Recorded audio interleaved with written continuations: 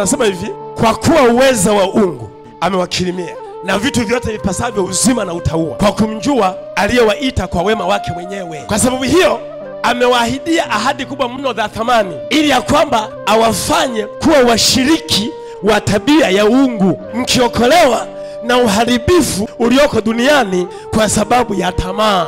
Ubatizo wa Roho Mtakatifu na moto, ukibatizwa, faida yake unarejeshewa ule uungu wa Mungu. Unakirimiwa ule uungu wa Mungu aliokuwa nao Adamu na Eva pale Edeni kabla ya dhambi, ukaondolewa kwa sababu ya dhambi.